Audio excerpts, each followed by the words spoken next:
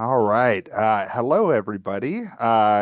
Let's see. Thank you for coming to today's training on the buyer broker agreement and purchase contract.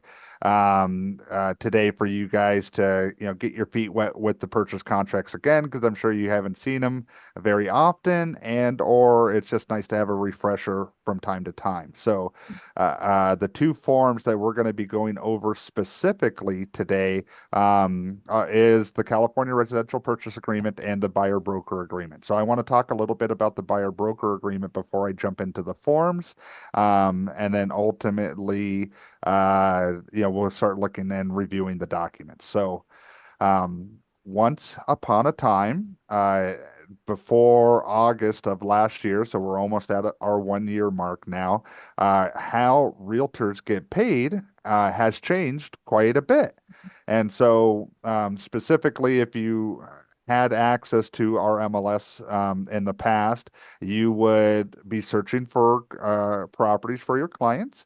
You'd go on to the Realtor MLS, and then you'd go on to the Realtor MLS, you would see all the details about the property, and then on the property, you would see a little CBC or CBB of what the seller or listing broker would offer commission to the buyer's agent. So you'd go on there, it used to say 2.5%, it used to say 3% or 1% or whatever it was in the MLS, we as buyer's agents used to have to accept what the seller or agent was offering for compensation. So that has changed now. So when you look at the Realtor MLS, that little section of CBB or CBC of cooperating broker compensation has now been removed.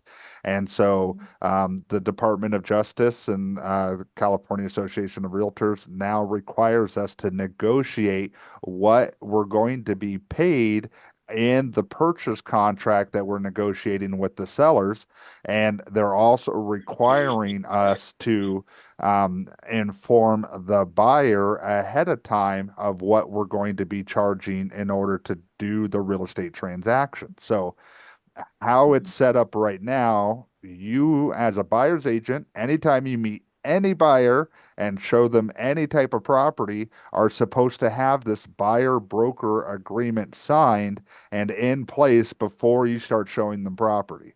And so it's a buyer broker agreement is in essence like a listing agreement with the seller. It just kind of lists the terms of your employment with the client. It says how long you're supposed to be working with them for. It kind of says what you're going to be searching for them, and it says once I find you something, what I expect to be paid. All right, because the person that the state and the Department of Justice wants paying your commission is that buyer in essence, and or they just want it disclosed earlier up front of how much you're going to get paid and where those funds going to be coming from. So in real life, this law's been out a year now. I've closed a lot of transactions. I want to say 8 out of 10 or 9 out of 10 transactions that are happening in the market, sellers are still paying buyers agents commissions. All right. And so, the idea that buyers have all this extra money to pay realtors commissions when they're already buying a house is just not reality for most of our buyers out there. And so, it is a scary document to sometimes present to a buyer, but it's been a year now. It's not only us who, as far as the, few people in this room or in the Zoom meeting who are doing this document, it's everybody happening industry wide. Um, Other major platforms like Zillow and Redfin and Realtor.com are now having buyers sign these broker agreements right on their websites now. So it is across the industry and across the nation what is happening, that buyers agents are requiring buyers to sign forms up front in order to get certain documents done. So just know that it's a pattern out there. This most likely is not going to be the first time your buyer has heard these types of documents being used, and but now we're going to kind of explain them because um, any questions about the form so far or anything that's transpired of what's happened? I have a question. Are you able to share the commission between seller and buyer? Uh, what do you mean share between seller and buyer? Like, say that if you charge the seller a certain percentage and the buyer a certain percentage, are you able to do that? Absolutely. Absolutely. Okay. So let's say your total commission that you're charging your buyer, let's say it's 2.5%. Mm-hmm. The seller has said, I'm only going to pay Uh-huh. 1.5%. And then Yeah. the buyer says, okay, I'll make up the difference of Yeah. the other Okay. 1.0. Yeah. Okay. Because you know Um, how sometimes the sellers they don't have the money that sometimes you run into those issues where the agent also wants to get paid. So it's like, okay, well, maybe the buyer is gonna have to chip in. Absolutely, absolutely. And that's what real estate, commission has always been, like we don't care how we get paid. We just want to get paid just like everybody else Yeah, doing we a want to job get out there. paid. We're working hard Yeah, for our clients. We're, spending our time and energy and exactly. times away from our family. And so we want to make sure that that time is being compensated. So, yes, absolutely. How you get paid can be of various different ways. Now, the other important thing to remember is you cannot get paid more than what you put Hmm. into your buyer broker commit agreement with your buyers. Hmm. So let's say you wrote into your buyer broker agreement 1.5% and the seller's paying 1.5 and the buyer wants to pay you 1.0 over, you cannot receive more than what you put into your buyer broker agreement. Oh, hmm. So you can always accept less, but you can't accept more. Okay. Okay, so when we initially do a buyer broker agreement, and we're about to do one here in a moment together, Okay. I am writing in there that my commission is 3%. Hmm. Or, or other agents who are doing business brokering, you could do 5% or 10% because it's a land deal or whatever your percentage is. Because let's say I write into that buyer broker 3%, and the seller pays one and the buyer pays one, and I agree to 2%, I can always agree to less. I cannot pre-agree to more. Hmm. All right. Does that make sense? Yeah. Hmm. Okay. Awesome. All right. So I am going to now switch my screen a little bit here. I'm going to show. All right. Share my screen. I'm going to show this one here. All right. Can everybody see my screen as far as the transactions, the zip forms transactions? Is that what everybody's seeing? Yes. Yeah. Yeah. Okay. So this is Zip Forms or Win Forms. This is the program that gives us all of our forms that we use for all of our transactions, our purchase contracts, our listing agreements, everything. So these are all the various transactions that I have in the system now. So I created this one here, the new training transaction. So we're going to go ahead and open it. And we're going to go to Documents at the Documents tab here at the top. All right. And of course, the documents aren't there. Summary. Let's see. Summary.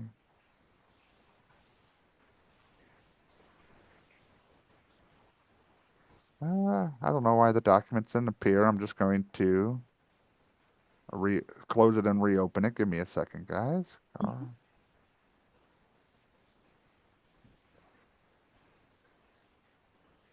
Transaction. Sign in.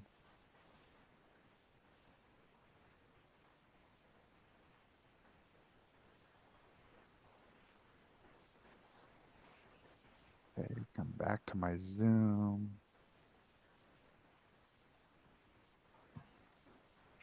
There it is. All right, so we're back here. I'm going to documents, and there are my documents here. Okay. So I have two documents already set up, the buyer broker representation, which is the form that we're talking about. All right. And then the California purchase agreement. All right. So if I need additional forms, this little blue button right here, the All Forms button, has every other form that CAR, California Association of Realtors, has available for you to use at your disposal. Okay. And so depending on what you need, it's all already here, printed, ready to go, plug and play. All you need to do is type in an address, your client's names, and everything will go from there. So we're going to start on the first one, the buyer broker representation agreement. Okay. Can everybody still see my screen? Do everybody see Mhm. the buyer broker? Yes. Yes. Yes. All right. So the first form on not only our purchase contracts, our listing agreements, but also the buyer broker agreement, and we learned it all from our real estate classes and principles and education classes, right? Is first thing we have to always do is disclose agency. Right. So this is the agency form. So it's always the first document on most of our contracts. And so all it says is Bob Buyer and Betty Buyer are going to be working with me, Jason, Signature Realty. There's our license numbers. There's our company license info, my personal license information. So all this, it's just plug and play as far as, what needs to be disclosed. Again, the forms already have it for you. You just got to type in the most important information, which is client name, your name, emails, things like that. Any questions? No, perfect. No. All right. So now we're getting into the actual buyer representation agreement. Okay. So this is the actual terms of the agreement between you and your clients. And so this is what you're going to, define what you're going to be doing for them. And so we're not going to go over every item line by line, but I'm going to highlight the most important things that you want to make sure that you fill out to make sure that this agreement does not become voidable, meaning that it cannot become enforceable if you need to collect a fee. Okay, so it starts with, of course, the date up at the top. So today's date, the 19th, there it is. Of course, we put our buyers' names in. Bob Buyer, Betty Buyer are the examples today. The brokerage name, that's what it is there. The representation period. So just like listing agreements, buyer broker agreements have a representation period of how long that this agreement, you can be enforceable. All right. So today's date, which is the date I'm meeting the buyer, and the longest these agreements can be for are 3 months at a time. So if 3 months comes up and you haven't been able to find a client to house, you can either A, do an extension to this agreement, or B, just doing a new agreement saying that we're going to continue it for another 3 months or whatever it may be. Okay.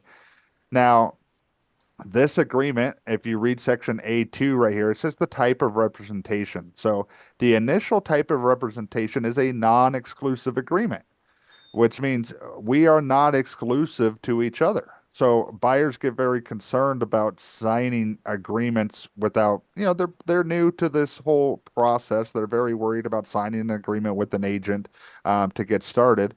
But one of the things that you can help counteract or make them feel more comfortable is that this is a non-exclusive agreement. Meaning, if you want to work with me for this property, great. If you want to work with another agent for another property, great.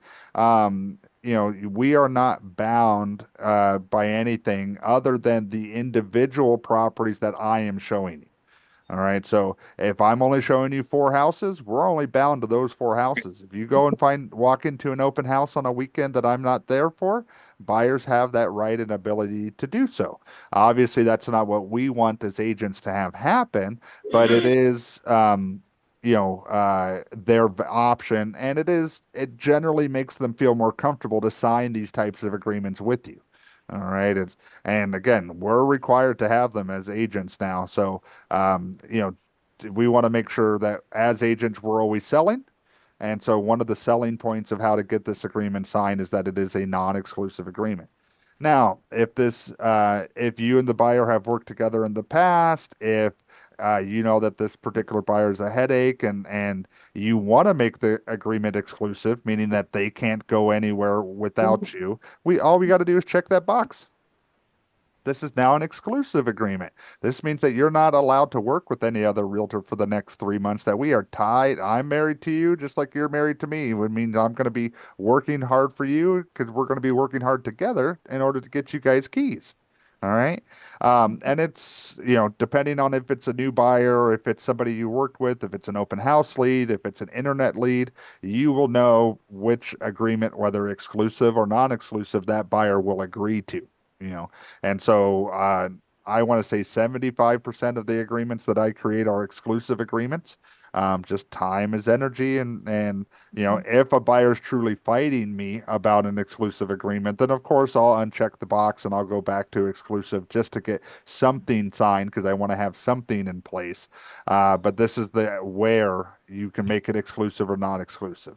So what else the rest of this paragraph or the sentence says, if it's an exclusive agreement, it's only valid if this box is checked and paragraph 15 is initialed. So when we get down to paragraph 15, I'll go over that, but you need both items. You need the box checked and you need paragraph 15 initialed. All right. Jason, Um, Jason, real quick, I have a question with that. yeah, Did you say most of your agreements are exclusive? 75%. I've been successful enough to get them done. Yeah, Mhm. Okay, so the goal is to make them exclusive? absolutely. Okay, Absolutely. Yeah, you want that commitment from them at the same time as you committing to them. got it. Now, Miss Kathy, I know you work a lot of the Zillow leads with me as far as that goes, and so getting the exclusive agreement on all the Zillow leads is the 25% that I don't always get. But when the client pretty much comes from any other lead source other than Zillow, I'm getting an exclusive agreement signed for that reason. Got it. All right. So, Section B of the buyer broker agreement talks about what and where I'm going to be looking for the client. So it starts off that the property type that we're going to be looking for them is the single family residence, condominiums or manufactured homes, multifamily, 5 units or more, industrial, vacant land, commercial, tenants in common, all those options. So the default is your traditional residential house, condo, manufactured home. That's the default. All right. If you are looking for additional types of properties, vacant land, commercial, multifamily, then you will check these additional boxes on the form that are here. And so you can see how I can check the box here or uncheck. So if you don't check anything at all, it's defaulted, meaning it already exists for a regular house, which is what most of our sales are. Okay, so most of the time you will not be checking any of these boxes unless you're looking for land or something else that may be, different between them. So, all right. B2 location. So the more restrictive you make this agreement, the less enforceable it is. And so what I mean by that is you can be very specific. I'm only looking at these three houses, which means this agreement's only good for these three houses. I'm going to be showing you houses in these cities only or these counties only. And so what I generally do for all of my agreements is I mark the counties box and I put the various counties that I know I work in. Because very often we get a client, we start showing them in one area, and then they decide they go on to Zillow or Redfin or whatever site that they're on, and they find a home in a completely different area that we were looking at altogether. And so I put all the various counties that I normally work in: San Diego, Riverside, Imperial, Los Angeles, Orange, and San Bernardino. So that's most of Southern California. I know I cover, and this agreement now covers those areas for us automatically. All right. If you know the client's only San Diego, if you know they're only San Bernardino, if you know they're only Riverside, then you can make it as specific as you want. But as a general rule of what I do is I write every county every time because I don't want, if something changes, I don't want to have to redo the agreement. I want it to be done just to cover a wide net of what I'm doing right away. All right. Any questions about section B here? No. All right. So we're going to scroll down to the section E. So the section E is the actual compensation portion of the agreement. So this is where you're going to be informing the buyer of what exactly you're expecting to get paid for your time and energy. So this is where I said that whatever number you put in here, you cannot ask for more than this number. You can only receive less than this number. So for that section E, I always put in 3% because on most of my contracts, that's what I ask for is 3% for the seller to pay. And they generally counter me back to 2.5 or 2% or some other number, which I normally, if the seller's paying for it, I'll generally agree and accept it. But I always write in 3% because, again, I'm trying to cast that big net. I want to cover as many things as possible. And one of the things I want to cover is me getting paid more, not less. All right.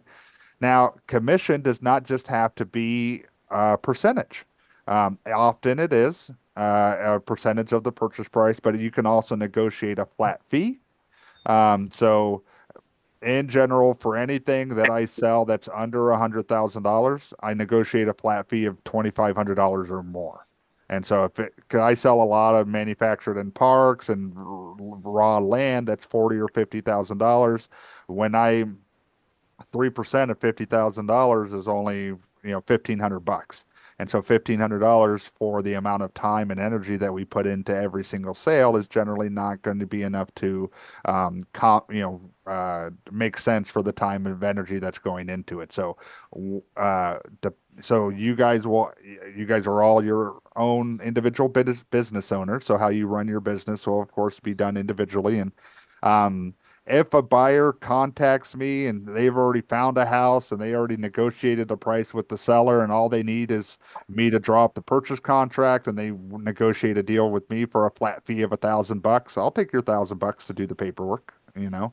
But generally it's a percentage, and then if it's 100 or 125 or less, then I'll negotiate a flat fee and we can just adjust that to flat fee 3,500, raise the percentage, whatever it is that you negotiate on that particular transaction. And so, but we're going to do percentage stay because that's what 90% of what we're going to be doing is anyway.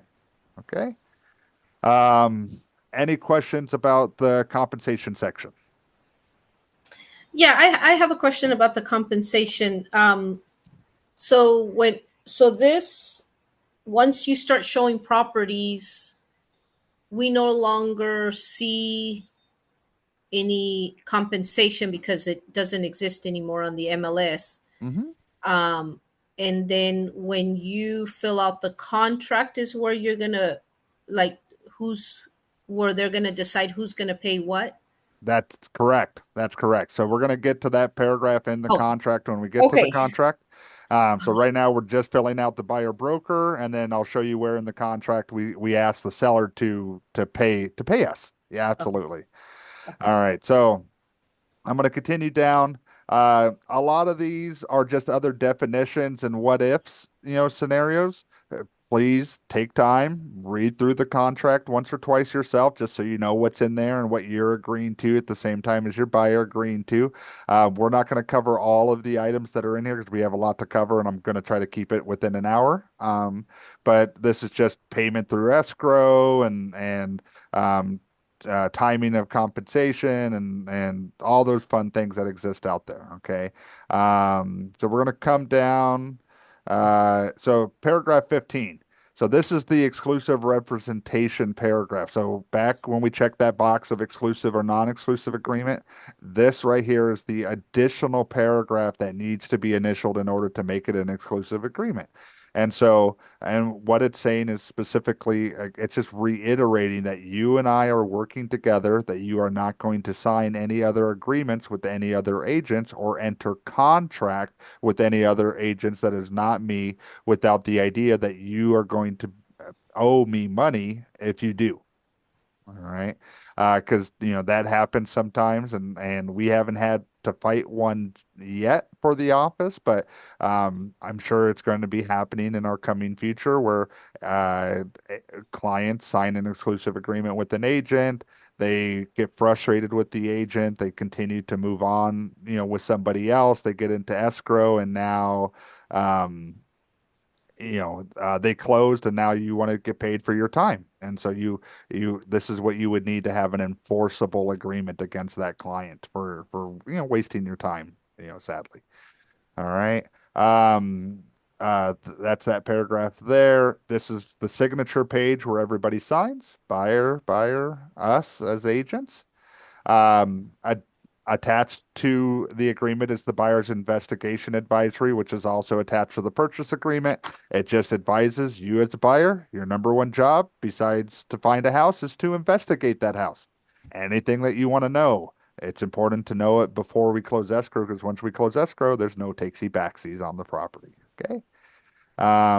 Broker compensation advisory. This is a two-page advisory that is explaining to the buyers that real estate commission is negotiable.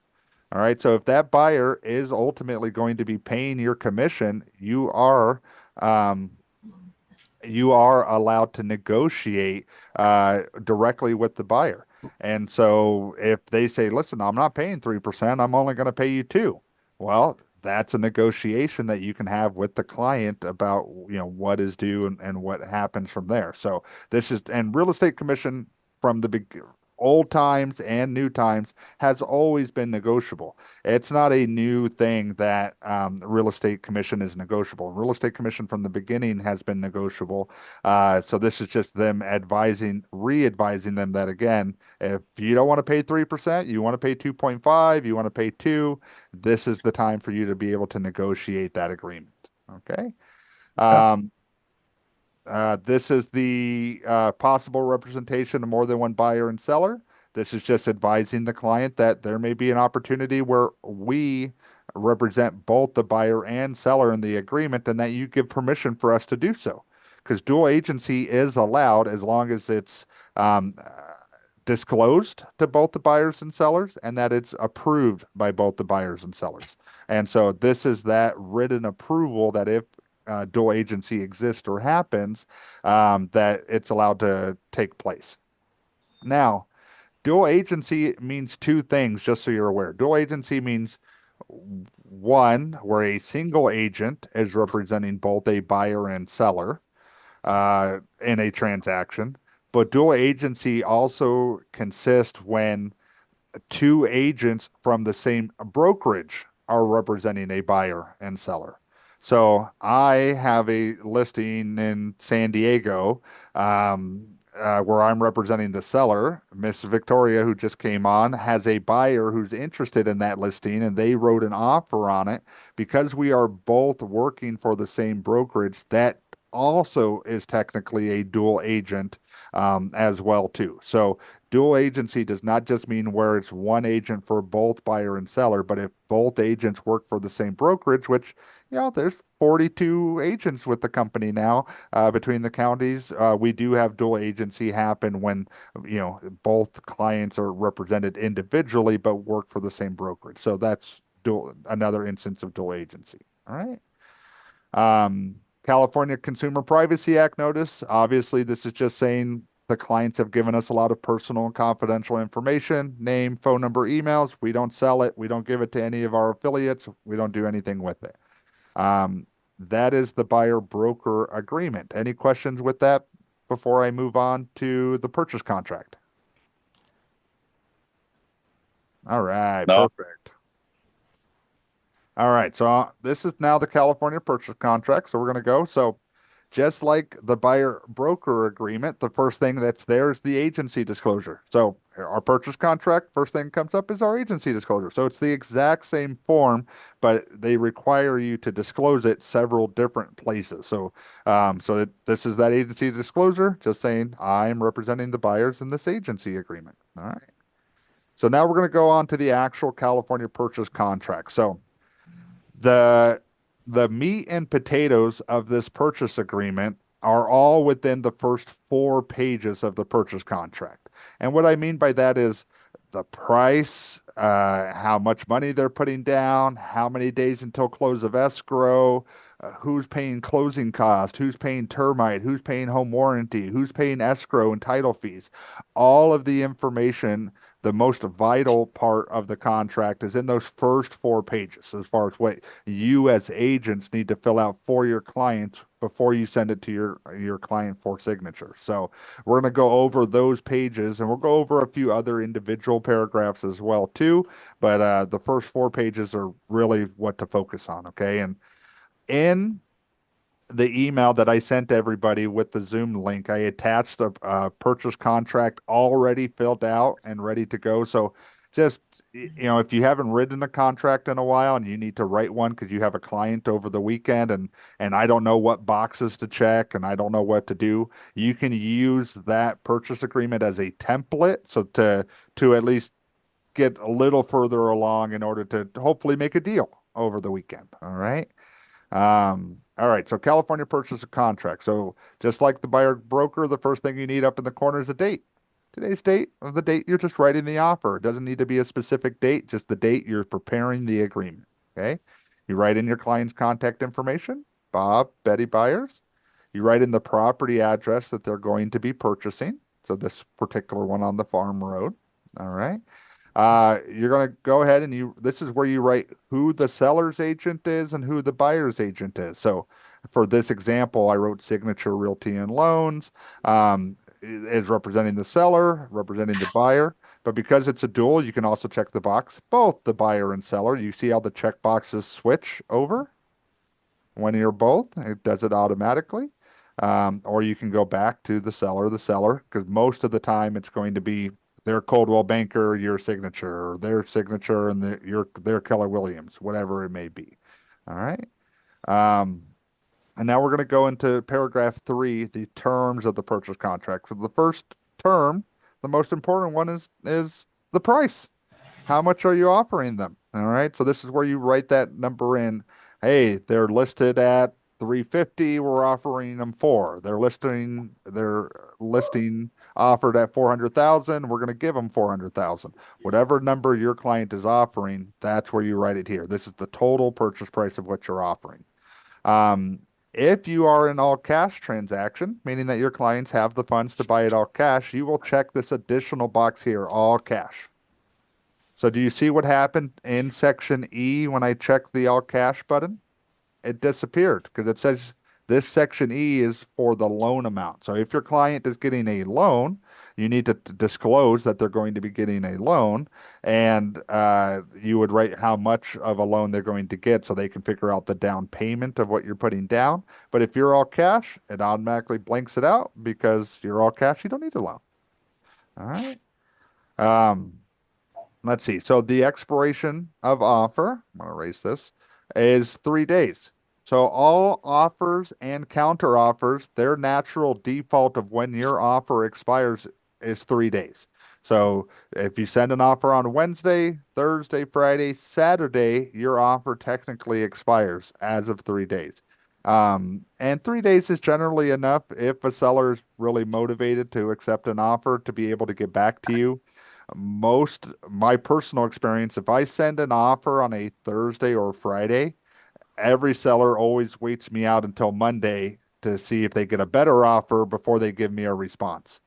If I submit an offer on a Monday or Tuesday, I have a high likely chance of getting an answer and getting into escrow before that Friday or weekend rolls around. So the hard part is we're trying to constantly update our clients about what their offer status is and how come I'm not in escrow and I gave them what they asked for. And it is just routine of what I see out there that if I submit an offer on a Thursday or Friday, I never get an answer until the following Monday. Monday, everybody gets back to work in essence, and then I get my answer and update. So those are just things for you to know to kind of prepare your client or set expectations of what to expect as we come. All right. Jason, real quick. Yeah. I might have missed what you said, if you said it. When you said the 3 calendar days, that includes weekends. So if you submit it on Friday, then it's Saturday, Sunday, Monday's the 3rd day. That's correct. Okay. That's correct. And so our real estate purchase contracts, there are no holidays. Everything is a calendar day. And so even if 4th of July and Christmas and your close of escrow date falls onto New Year's Day, so to speak, and it goes into next year. Now, specifically with closing and contingency removal dates, the contract has verbiage that says if one of those performance dates falls onto either a weekend or a major holiday, that it defaults goes to the next business day. So if I write a 30-day escrow and the 30th day happens to be on a Saturday when the county is closed and I can't record a deal on a Saturday or Sunday, it will automatically default to the next business day of when it could close. So if it's a Labor Day weekend and it's a 3-day weekend, then I'm not closing Monday. It would be Tuesday is the next available business day of when we could officially close. Okay, so that contract or that verbiage in this 19-page document is already pre-typed and preset in there for you. But as far as like counting days, as far as your acceptance of offer, when you're supposed to close, calendar days is what you should be thinking in your mind. Okay? I have a question, Jason. Yeah. On so you leave it blank because it's already the 3 calendar days, but Correct. can you do a 5-day or a 10-day? I mean, how does that work? Or Yeah, yeah. So the good thing about the purchase contract is it has certain defaults to where if you forget to check a box or don't check something, no matter what, there's already a standard for you. But if you spoke to the agent and they said, "Hey, my seller's in Hawaii, they're not coming back for a okay, week, perfect. and it's really going to take me 10 days to get you an answer," you just go to that blank line and you just put in whatever date you need. Hey, you got till the end of the month to get back to me. And so you just need to kind of disclose that to your buyer of why you would be changing it from the defaults. Um, but there are some agents who change it from 3 days to 1 day. Like, hey, I don't want you to wait me out the weekend. I want an answer within the next 24 hours or my offer expires on this deal. Um, Now, do all sellers respond to that type of request? Do all sellers agents respond to that type of request? No, not typically. But can you try to force their hand a little bit by reducing that amount of time? Absolutely, you can. Okay. But the standard default of what the contract and what the industry standard is 3 days. Okay. Okay. Uh, the next item is the initial deposit amount. So the initial deposit is what the buyers put in to the escrow if their offer gets accepted. So in general, your buyer's putting down a total of, let's say, $25,000, all right? Their total amount of what they're going to come out of pocket. Well, they put in 5,000 in the first 3 days of opening escrow, and the other 20 will come right before you hand them keys at the very end of the transaction. So this initial deposit amount is what you're going to put in the first 3 days of opening escrow if your offer gets accepted. Okay, so so you write a number there, and if your offer never gets accepted, your clients don't need to give you any money. Sometimes they see that and they think, oh, I got to write you a check today. No, no, no. If your offer gets accepted, you will send the money to escrow. Now, we as a company, we have a company policy that we do not touch money. Okay, if a buyer tries to hand you a deposit check of some sort, you hand it right back to them because we do not accept money. Okay, with our digital age and how money is sent now, and also all the wire fraud that exists out there, um, the contract already defaults and says that you are going to send your initial deposit via wire to escrow. I haven't had anybody drop off a check in quite some time to escrow. It's just not how it's done very often these days. Can buyers do so? Yes. I have had some escrow companies reject a check because they only want it via wire. And so it's becoming more and more common that that's happening. But just the default is, and that number can change anything. My general advice is you need to write a contract for at least your initial deposit needs to be at least 1% of your purchase contract. So you write a $500,000 offer, you need at least a $5,000 deposit to look serious and real and ready to go. Um, if you want to make your offer look stronger, write it for 2%, 3%, make it a $10,000 deposit, a $20,000 deposit. Um, Now, the more deposit you have in escrow, the more risk your client has or money tied up in escrow. So we're always trying to reduce client risk and not increase client risk. So the more money they have tied up, the riskier that becomes. Also, depending on what your client's situation is how much money they actually have in their pocket to be able to give a deposit. So I do a lot of VA transactions, and some of my active VA buyers who are putting 0% down on a property and are living paycheck to paycheck, they don't have $5,000 to their name. They maybe have 1,000 or 500. They're and so whatever your client has, which is something you need to discuss with them, is what you would write into the initial deposit section. So if they only have $500, put $500. If they only got $1,000, put $1,000. If the seller or seller's agent wants you to put in more, they will counter you and say, no, that's not enough of a deposit. I want your buyer to have a little more skin in the game, meaning money, a little more risk, and to make sure that you're going to be attached to me. And so they can always counter that. And then if your buyers can't perform on that, you just got to have a communication with that agent and say, this is why my buyer cannot do that term of the deal. He's only got $500 to his name, and it is what it is for this particular client. All right. But I would say that an industry standard is 1% of whatever your purchase price is. Okay. The next thing is the loan amount. If you're getting a loan, you want to go ahead and put the loan amount that's there. So this particular one, I did an FHA transaction, so I did a 3.5% down, which is why my loan amount is 96.5. If you have an FHA or VA transaction, you also want to check one of these boxes over here. So does everybody see the right side of my screen where I have the buyer representation and the California purchase contract here, right? Yes. Watch what happens when I check one of these boxes. So it's an FHA. I'm going to check the FHA box. Boom, there is a new form added to my set of files here. So anytime you check a box, if there's a form that needs to be added, the system will automatically add that form to your transaction for you. And it'll already have their name typed in there. It'll already have the address typed there. So the system tries to help you along to make sure you don't forget anything along the way. Okay. Perfect. So, check the box that's appropriate for you. FHA, VA. If you want to do seller financing, you can check the seller financing box, right? So I check that. Boom, the seller financing addendum. And if, I checked the wrong box, I don't need that. You just exit it out.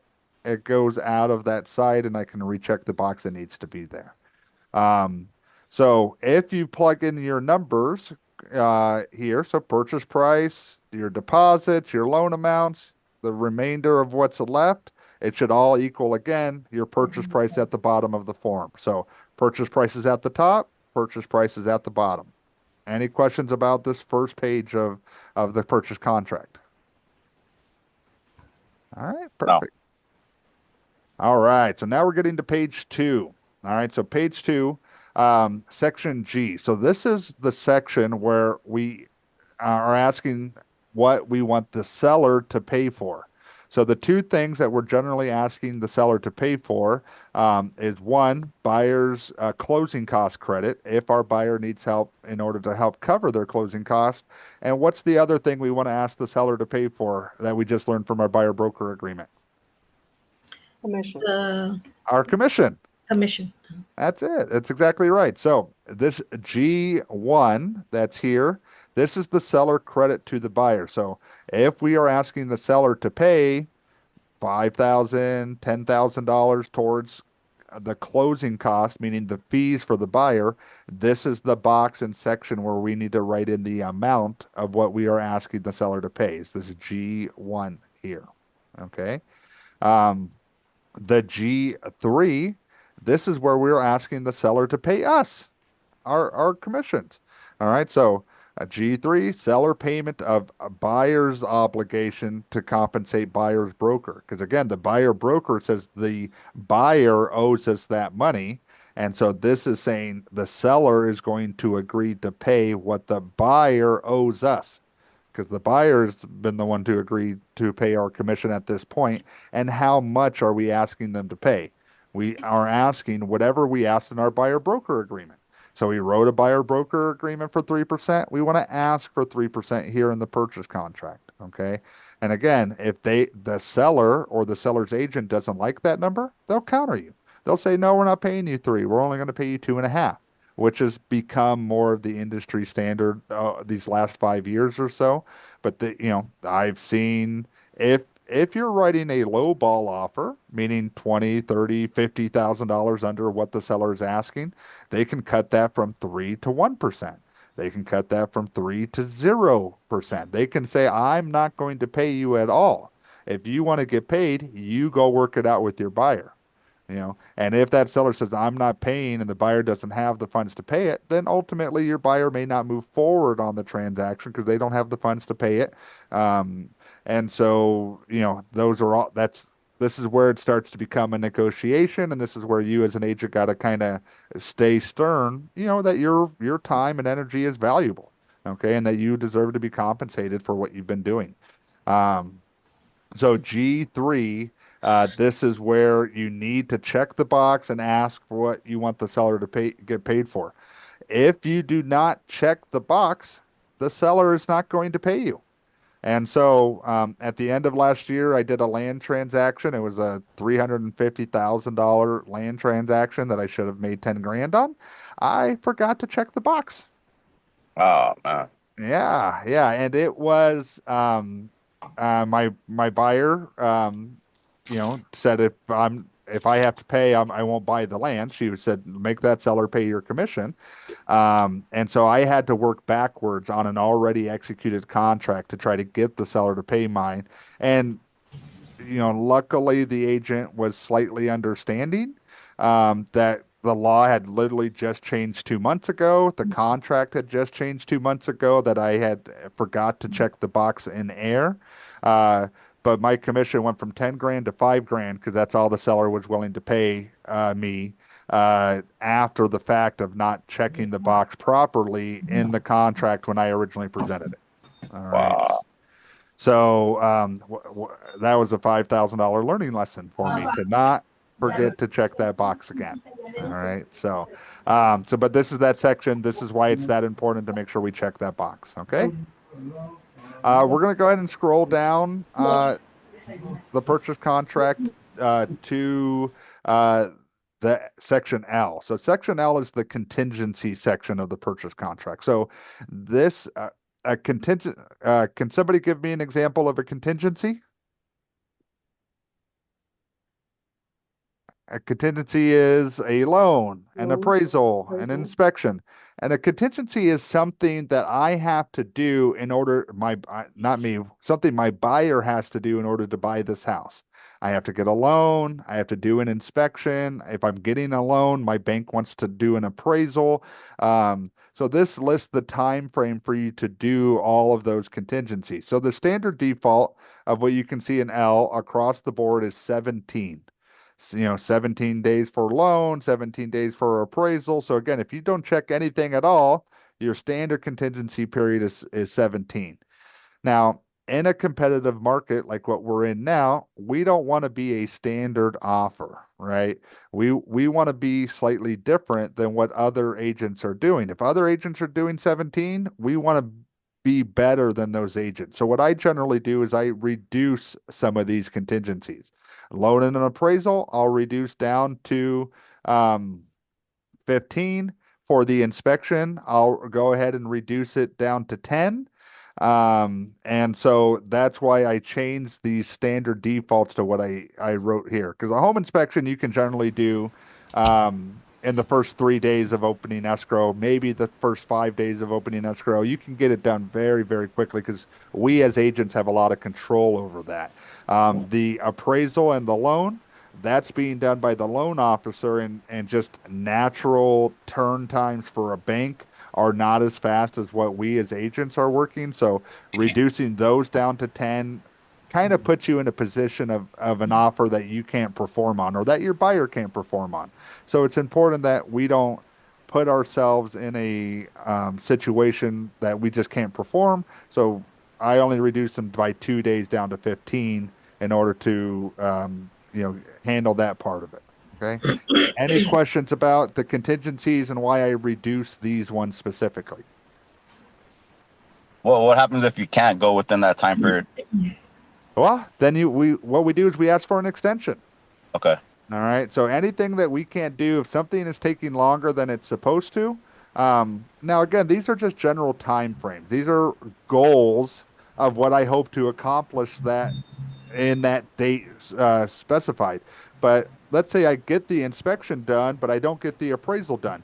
Well, inspection's done. I just need an extension on that one particular contingency. So you can request extension on all of the contingencies, on one of the contingencies, on three of the contingencies. What it all kind of depends on what your specific situation is. So we set a general time frame of when we think we can perform.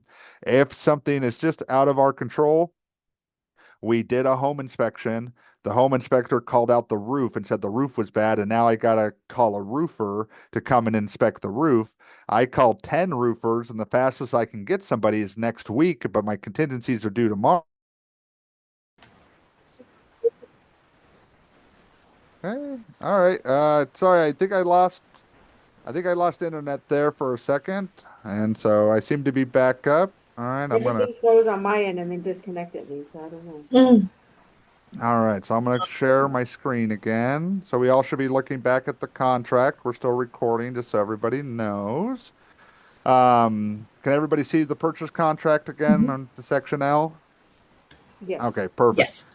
All right, so that is section L, and so we were talking about the extension of contingencies. I do a home inspection. It had a bad roof. Now I need to get a roofer out there. I called 10 roofers. The fastest I can get somebody out there is next week. So we can get an extension on one or all of the contingencies depending on what you need. Okay? All right. All right. So uh, the paragraph I want to cover next is paragraph M, the time of possession. So this is saying when we close escrow, when is my buyer going to physically get keys to the property? All right. So the contract default of when I'm going to get keys is the day that we record or close at 6 p.m. All right, so that's the default is at 6 p.m. So if you close on Thursday, it's at 6 p.m. That day is when you're supposed to receive keys from your client. Now, sometimes you negotiate the sellers need 3 days to move out after close of escrow. Sometimes you negotiate they need 1 month to move out after close of escrow. So you can change the defaults in these paragraphs M here if it's 29 days, if it's 30 days or more. Maybe that there's a tenant who's living in the property and you're an investor and you're buying it with the tenant. Well, there's a box here, tenant occupied property addendum. So this whole paragraph is just talking about possession, but the standard default is the day you get keys is the day that you close by 6 p.m. Okay. Uh, there's nothing else on this page unless anybody has questions. Okay. So we're going to go to paragraph P. So P, so it's on the next page of the document. So this paragraph lists all the items that are included or excluded from the purchase contract. Okay, so what is staying or not staying with the home? So things that generally are going to stay or anything that's going to be built in with the home. So the oven is generally going to stay. If there's a built-in microwave in the cabinets above it, most likely the microwave is going to stay.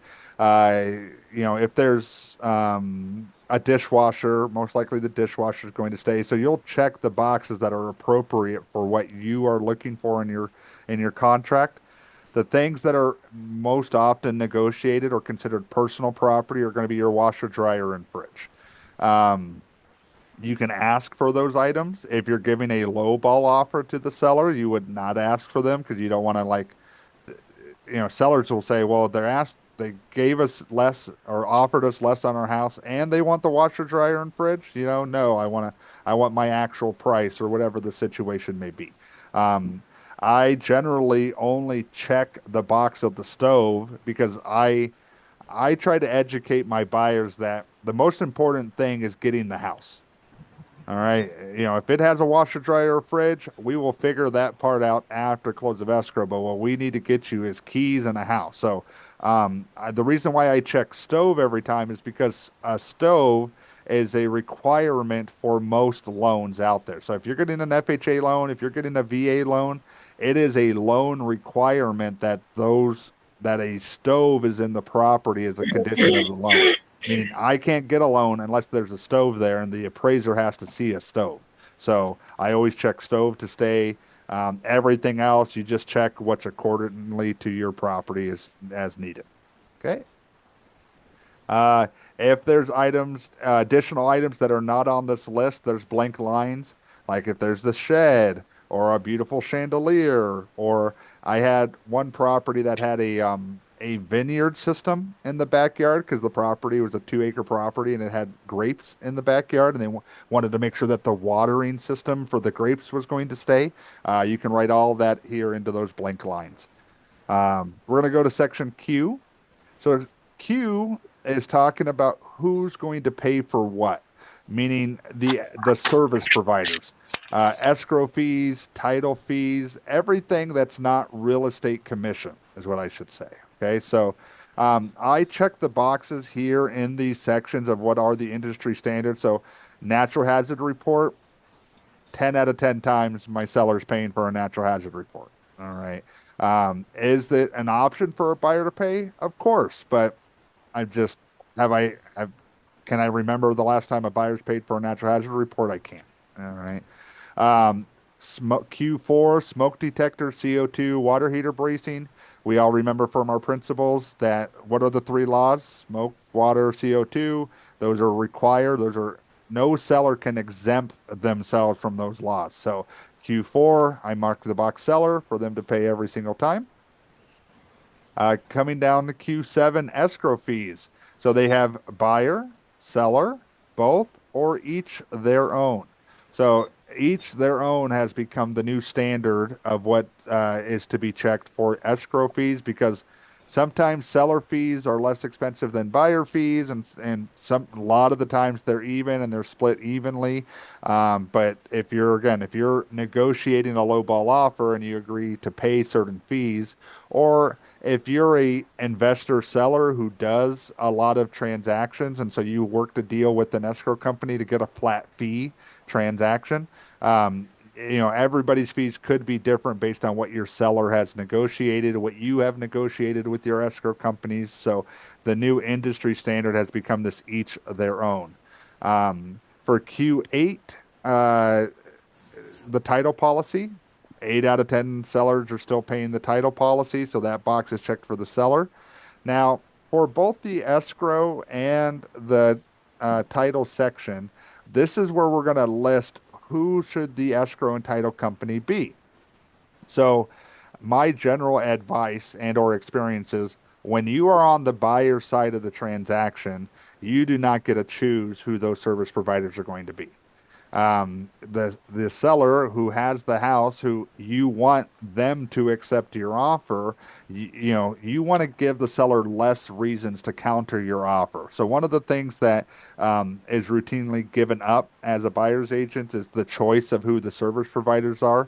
Now, all escrow and title companies are generally the same. Of course, you have favorite people that you like to work with who maybe help, sponsor a lunch for you or help with your marketing or do, some sort of extra service or benefit for you. So if we have the opportunity to write in our favorite people, yeah, go ahead and do it. But if it's a competitive property and I'm trying to give the sellers more reasons to say yes and not no, then, writing seller's choice is what I do for that situation.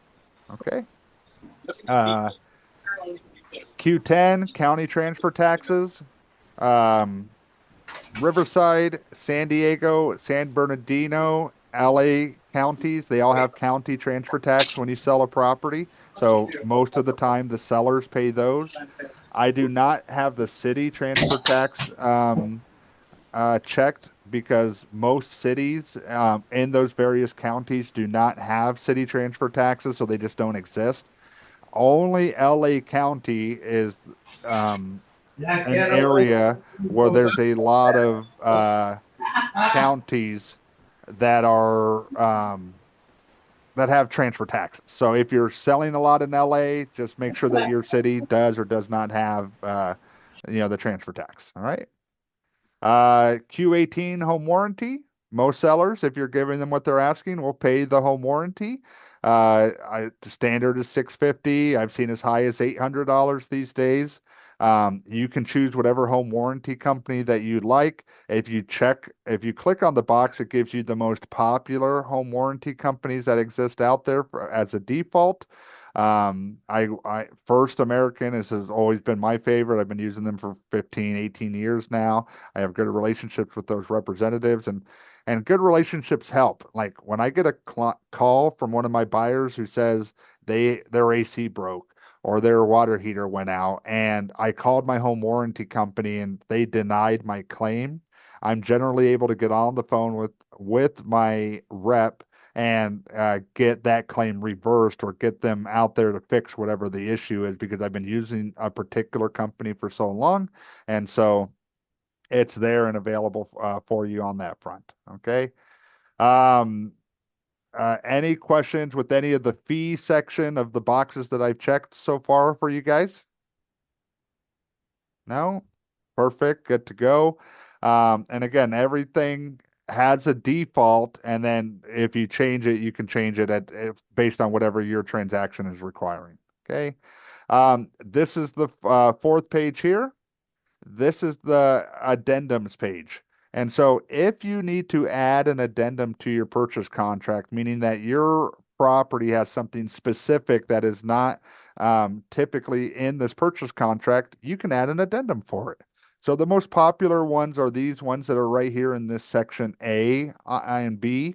Um, if the property is tenant occupied, if the property is a probate transaction, meaning somebody passed away without a will, if it's a manufactured home, if there's stock, or if it's a mixed use property, all these boxes are here. So again, just like with the FHA form, anytime I check a box, voila, it adds the form to the contract for you automatically. Okay, so depending on what you need, you'll check the boxes that's appropriate for you.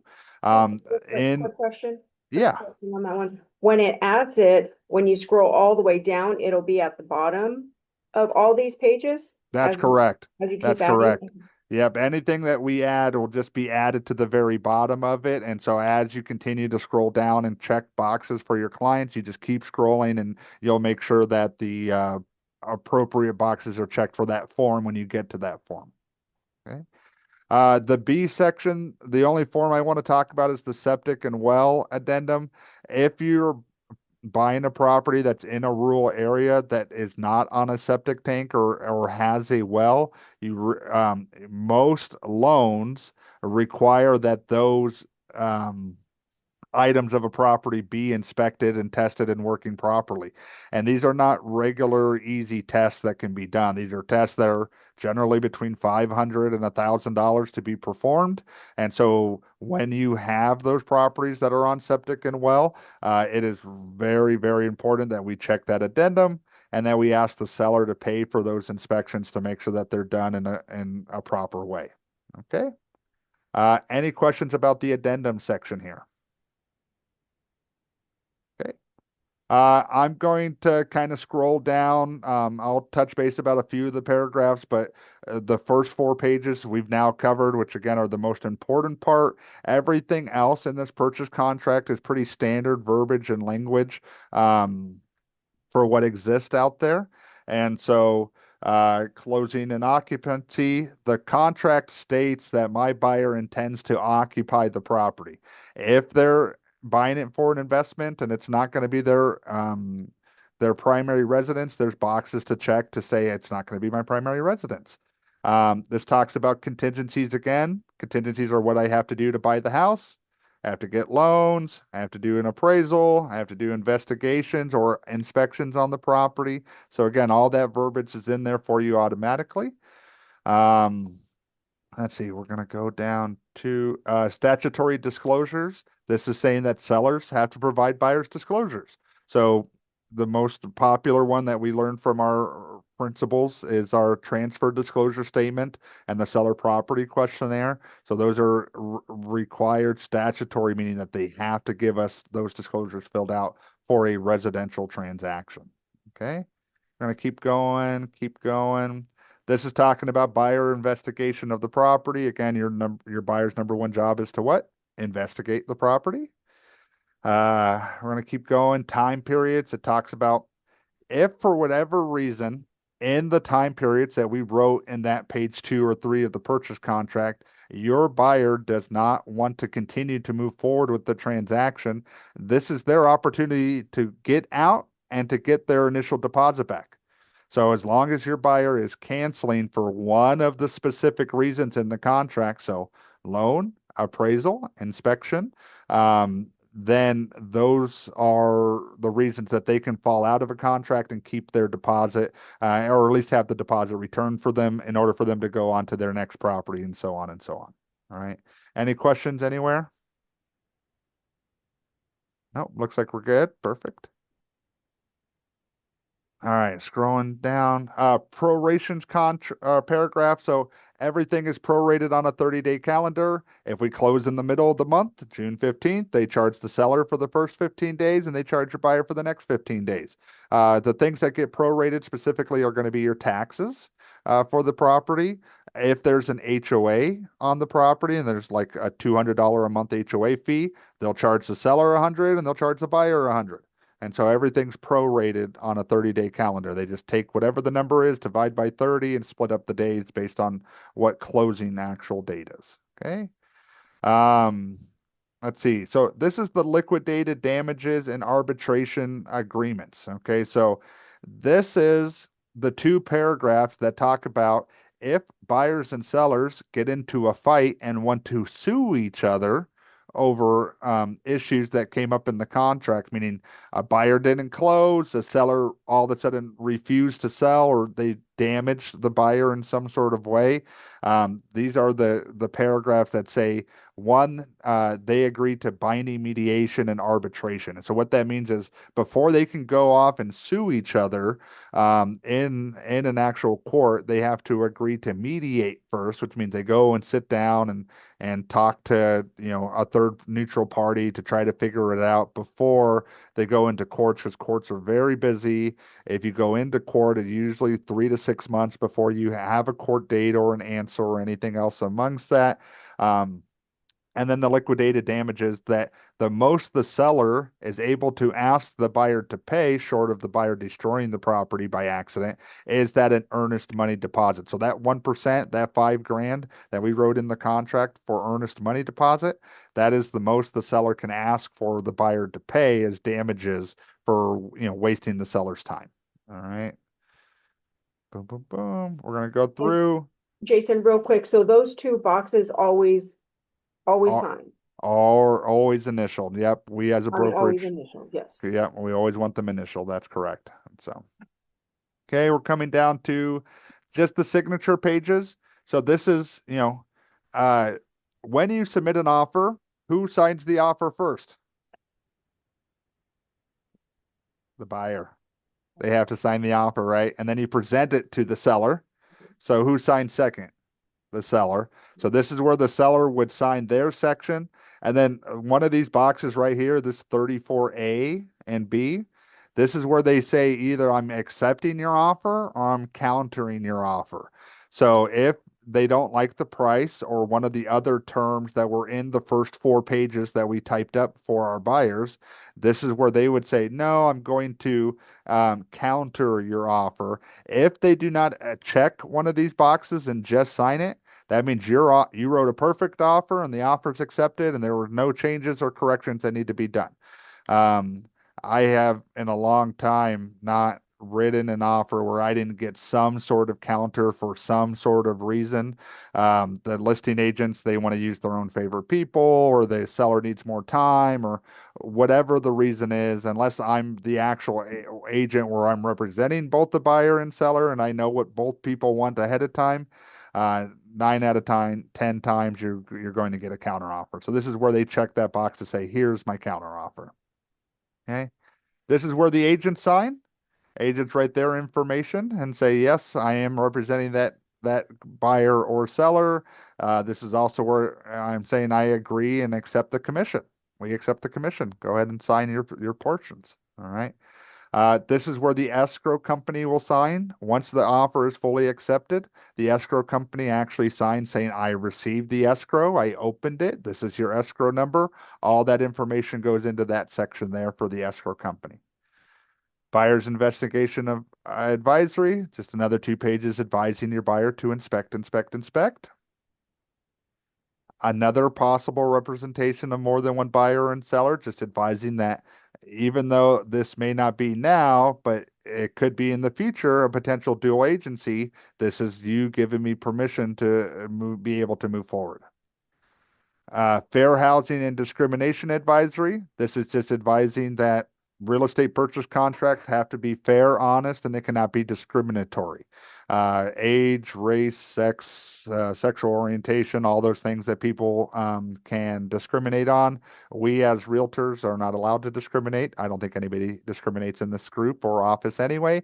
But even if your client says, I do not want to sell my home or accept an offer because of this particular reason, we as realtors, it's in one ear, out the other, la la la. Money is all green. That's what we got to remember.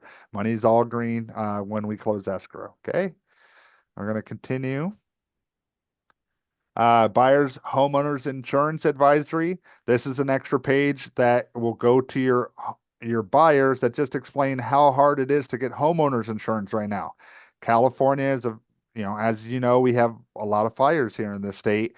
And so a lot of areas have been getting tougher and tougher to get homeowners insurance, specifically fire insurance, which is a requirement of your loan. The state, in order to help counteract the insurance issue, went ahead and created their own insurance agency. California Fair Plan is what it's called, in case you've heard that term before. So if you don't have anybody else who will give you insurance, the state will give you insurance, but they only give you fire insurance. They don't give you flood and everything else. Most people do not like California Fair Plan just because they are a new insurance company and they have not had the best reviews of paying or what the full value of what the home is worth. But if nobody else will insure you, you're kind of left to what is available. And so this is just an advisory advising that homeowners insurance, specifically fire insurance, is very tough to get in the state right now.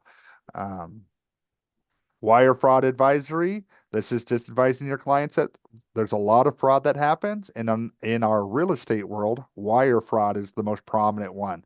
Specifically, your clients receive an email from what they think is you or your loan officer saying it is now time to wire in your down payment or closing funds. Here's the amount, here's the wire instructions, and they send the money off, and it does not go to where it's supposed to go. Usually, the email that they received it from is similar to your email, and it's off by a few digits or letters, and they just assumed it was you and sent the money off. Knock on wood, I have not had that particular issue happen, but I know the escrow companies have that issue all the time. And so just really make sure that you're checking the wire instructions and that your clients aren't just sending money without speaking to you guys first. Okay. Another California Consumer Privacy Act notice. We don't sell or collect people's informations. And again, because I check that FHA box, the next form that I check as far as addendums is there and it's available. So just whatever boxes you check, there are the forms for you to fill out those additional addendums or advisories based on what you checked in your purchase contract. So I tried to keep the class to an hour. I went over by a little bit. I'm an hour and 15 minutes. I hope I didn't go over too long for anybody else who has other appointments. I want to just if anybody has any additional questions, I want to open it up to see if there's anything else or to share a story or anything else you'd like to talk about. And if not, I'll let you guys go for the day. And so any questions, anybody? Oh, I see Griselda talking, but I think you got to unmute. We're good. I appreciate you. Yes, thank you. Yeah, just for the wire fraud advisory, it's really scary for your clients to lose money. But have you ever experienced something like that? And is their money guaranteed, or do they lose it, or what happens if they lose their money? No, there is no guarantee if they send that money out that it's going to come back. If it is discovered that it was fraud of what your clients received as far as a wire fraud, the very first person they contact is their bank where they sent the money from. Let their bank know about the fraud and get their fraud department starting on trying to retrieve or reverse the wire. Depending on where the money went will be, whether or not the money will come back to them or not. Additionally, the bank might have some additional requirements to go file a police report, to go kind of talk about what happened and why they sent the money there. There is no, like the FDIC, who guarantees your money in a bank account up to 250,000.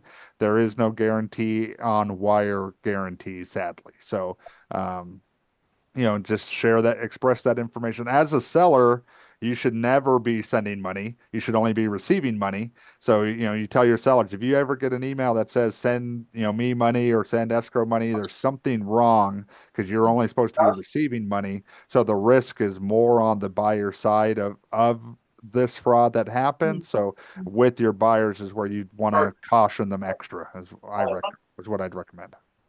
Okay. Thank you. All right, guys. Well, that is it. If you guys think of questions, text me, email me. I'm going to have a few more classes with you guys individually about other things that I know we've been chatting about over the next time. If you have an offer to write, of course, call me. I'll try to help as much as I can.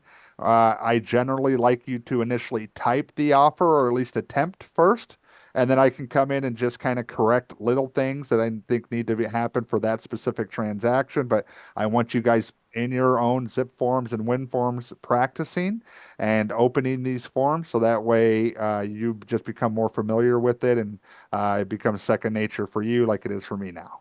Okay. All right. All right, guys. Have a good rest of your day. Thank you for your time. Appreciate you. Thank you. Appreciate you. Thank you. All right. Bye. Bye-bye.